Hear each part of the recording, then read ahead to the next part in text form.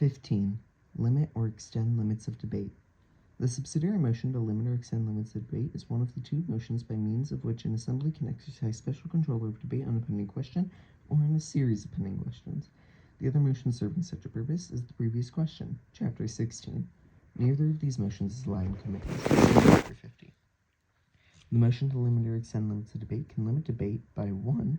Reducing the number or length of speeches permitted without including specific provision for closing debate, or 2. Requiring that at a certain later hour or after debate for a specified length of time, debate shall be closed. It can extend the limits of debate by allowing for more and longer speeches than under the regular rules. It cannot oppose an immediate closing of debate, which requires a different motion, the previous question. When an assembly adopts a motion to limit or extend limits of debate, it is said to adopt an order taking such action. The word order as applied in this sense should not be confused with the technical terms order of the day, general order, or special order, as used in chapters 3, 14, and 41. When an order limiting or extending the limits of debate finally ceases to be in force as relates to all the motions it affected, the order is said to be exhausted, see 1518. If a motion proposing to change the regular limits of debate for any length of time or during the consideration of one or more particular subjects is made while no question is pending, such motion is not the subsidiary motion to limit or extend the limits of debate, but is an incidental main motion, although it requires a 2/3 vote for its adoption, just as the subsidiary motion does. Standard descriptive characteristics. The subsidiary motion to limit or extend limits of debate 1. Takes precedence over all debatable motions. It yields the subsidiary motions for the previous question until lay on the table, to a motion to amend that is applied to it, to all privileged motions, and to all applicable incidental motions. 2. Can be applied to any immediately pending debatable motion, to an entire series of pending debatable motions, or to any consecutive part of such a series beginning with the immediately pending question. It therefore can be made only while a debatable motion is immediately pending. If a series of debatable questions is pending and an undebatable incidental motion is immediately pending, the latter must be disposed of before any motion to limit or extend limits of debate can be made. Motions to amend, and for the purpose of stopping amendment, the motion for the previous question can be applied to it without affecting the main question. The motion to limit or extend limits of debate cannot be laid on the table alone, but when it is pending, the main question can be laid on the table, carrying to the table also the motion to limit or extend limits of debate. 3 is out of order when another has the floor. 4 must be seconded. 5 is not debatable. 6 is amendable, but any amendment, like the motion itself, is undebatable. 7 requires a 2/3 vote because it suspends the rules, and because limiting debate takes away the basic rights of all members to full discussion and may restrict a minority's right to present its case. And 8, an affirmative vote on the motion to limit or extend limits of debate can be reconsidered without debate at any time before the order limiting or extending limits of debate is exhausted, see 1518. If the order has been partially carried out, only the unexecuted part can be subject to reconsideration. A negative vote on the motion to limit or extend limits of debate can be reconsidered only until such time as progress in business or debate has been sufficient to make it essentially a new question. Thereafter, the motion can be renewed, see 38.7. Further rules and explanation. Effect on pending and subsequent motions. The motion's effect upon other pending and subsequent motions is closely related to its position in the order of precedence of motions, Chapter 5, and further depends on the nature of its specific provisions, as explained below. Any relevant provisions can be included in the motion to limit or extend limits of debate by its maker, or, while the motion is pending, can be added or modified by amendment, Chapter 12. Pending motions to which it applies. If, at the time the motion to limit or extend limits of debate is made, the immediately pending question is one among a consecutive series of pending debatable questions, the motion to limit or extend limits of debate can be applied, as noted in standard characteristic 2 above, to the immediately pending question, to any consecutive part of the series beginning with the immediately pending question, or to the entire series. If the motion does not specify to which of these questions it is to apply, then only the immediately pending question is affected. Subsequent motions to which it applies. Unless otherwise specified in the motion to limit or extend limits of debate, its effect on debate of the motions that may be subsequently become pending is as follows. An order limiting debate applies not only to the motion or motions on which the limitation is ordered, but also to any debatable subsidiary motions to reconsider, or debatable appeals that may become pending subsequently while the order is in force. On the other hand, an order extending limits of debate, or one that both limits and extends the limits of debate, such as by limiting the length of each speech to 2 minutes while allowing each member to speak 3 times the same day on the question, applies only to the debate of the pending motion or motions on which it is ordered. Effect on the making of subsidiary motions. While the motion to limit or extend limits of debate is pending, its precedence prevents the making of subsidiary motions of lower rank, which is postpone indefinitely, amend, commit, postpone to a certain time. After limitation or extension on debate has been ordered, however, its effect on which subsidiary motions can be made depends on the particular form in which the order was made. limitations or extensions that do not close debate. If the limitation or extension that has been ordered does not provide for closing debate, for example, if the order was that debate be limited to one speech of 5 minutes for each member, as informed in example A below, it has no effect on what subsidiary motions can be made. Limitations that close debate on the main motion. After the adoption of an order that does provide time for closing debate on the main question, either at a specified hour or after debate for a specified length of time, as informed in example B or F below, motions to commit or to postpone to a certain time are not in order, since providing a time for closing debate implies that at that time the question will be voted on. Note, under an order that provides a time for closing debate on a secondary motion or consecutive series of secondary motions without affecting the main motion, this restriction does not apply. Back to reading.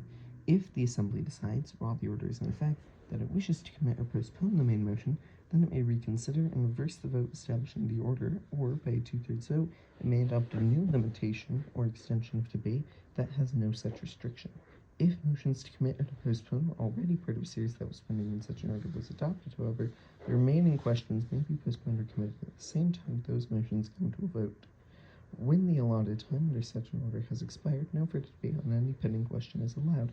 No further amendments or subsidiary motions other than lay on the table or a superseding motion to limit or extend limits of debate, see below, can be offered, and all pending questions are voted on immediately.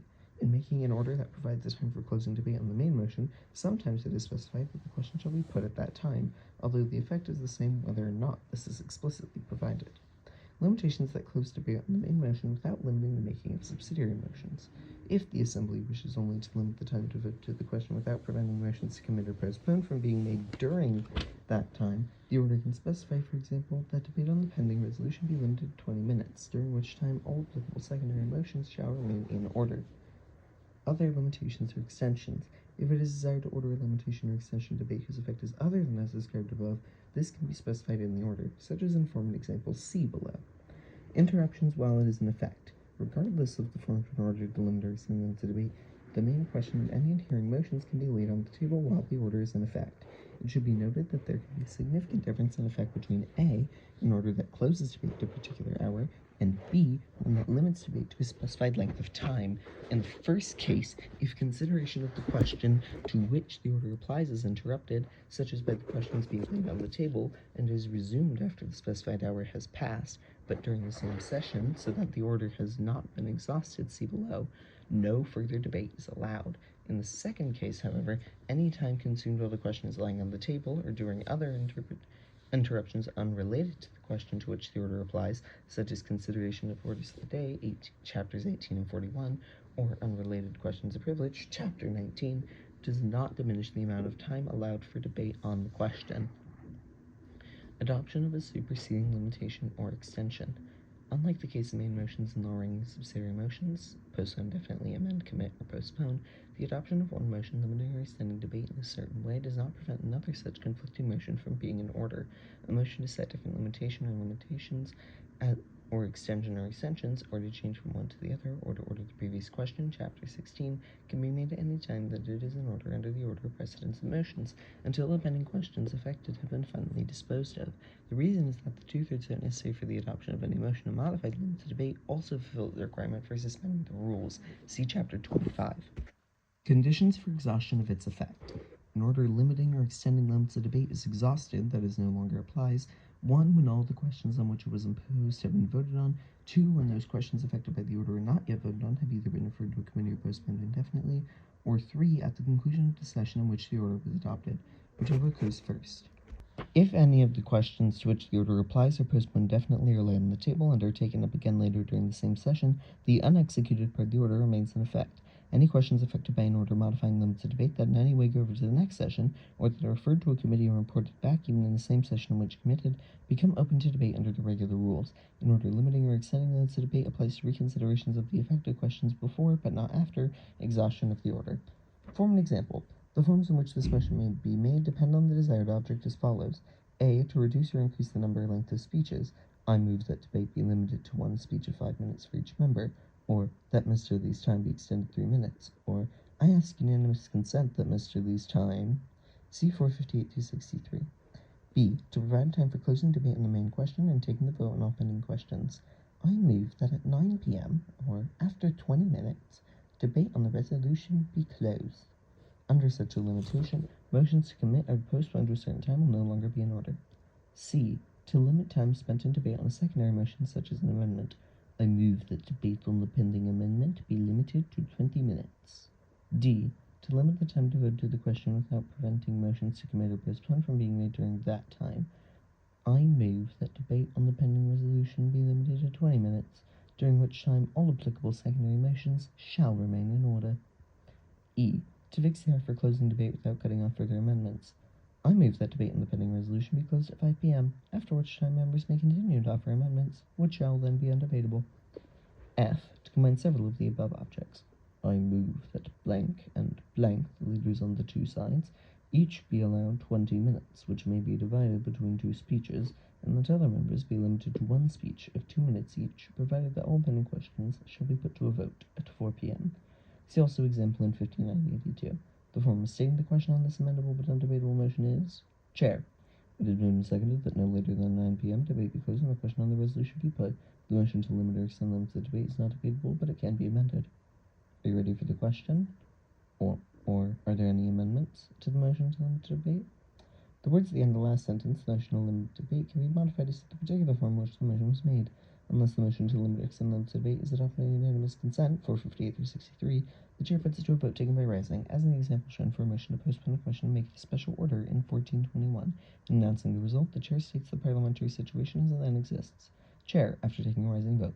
There are 2/3 in the affirmative, and the motion is adopted. The resolution will therefore be put to a vote no later than 9 p.m. Debate cannot continue beyond that hour. The question is on, and then stating the immediately pending question.